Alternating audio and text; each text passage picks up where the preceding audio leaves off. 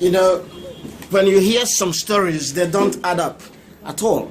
For instance, the story about a plane from Nigeria that landed in South Africa carrying almost $10 million on that plane, and the Nigerian pilots and crew did not declare that they had money in South Africa, causing South African government to seize that chunk of money. And then there was this whole story about who owned that money. Because the airplane belonged to the president of the Christian Association of Nigeria, some politicians were quick to say that, well, it was the Christian organization of Nigerian Christians that had that money in South Africa, and that the money was being used to buy arms. That was terrible, to place the leader of the organized Nigerian Christians in such a bad light. Bad rumor, bad story, given all we know about the country, given the ongoing war against Boko Haram. For that to happen was terrible. But then Nigerian government moved quickly and said no, that the money was Nigerian government's money, meant to be used in purchasing arms from South Africa. Of course, that would be an exoneration or explanation of the involvement of the president of Khan. It says he wasn't involved, though the plane that was used might be connected with him, that he leased the plane to those people who used it for that purpose. And some Christians said, oh, well, that's all right, that's the end of the story. But no, that should not be the end of the story. That should be the beginning of the story. And this is why I tell you something now. Governments don't carry cash, raw cash, on an airplane flying around the world. It's impossible. It is so totally retarded to even think that, because anything could happen. The plane could crash. Anything could happen. The plane could be robbed. All kind of things. Nobody in his right mind will carry cash in such amount for any purpose. Only criminals do that. Only terrorists do that. Only drug lords do that. And by the way, where were they buying the arms from? Were they buying it from a legitimate arms dealer? If that was the case, that arms dealer would have a bank account and would not want you to bring raw cash. They will ask you to pay into their bank account if it was a legitimate business.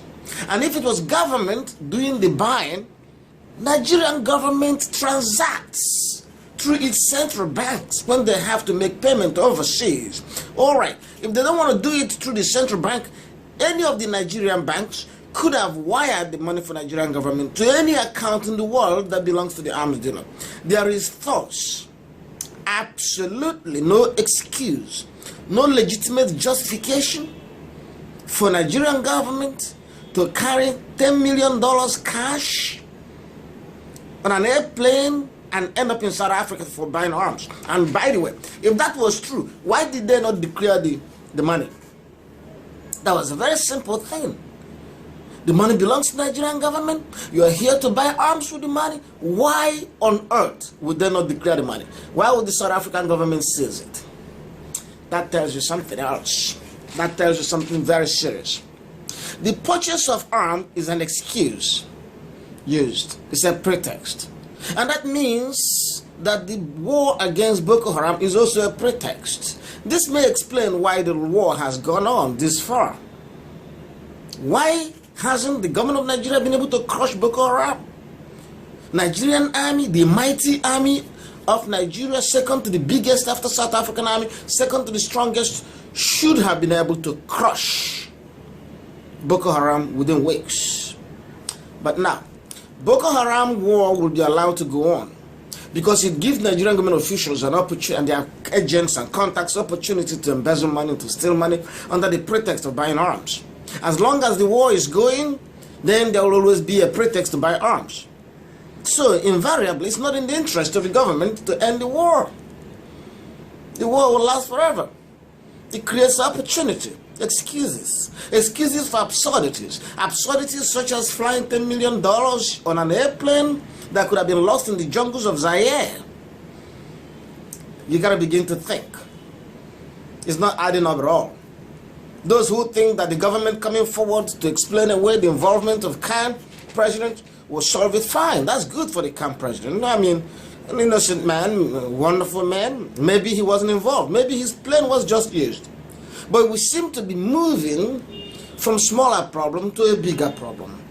If Nigerian government is purchasing arms just the same way terrorists do or warlords do, then we got to answer questions. Somebody has to be held accountable. So it's not adding up. So when you read these things, you got to read in between the lines and begin to ask tough questions as a good citizen. Thank you.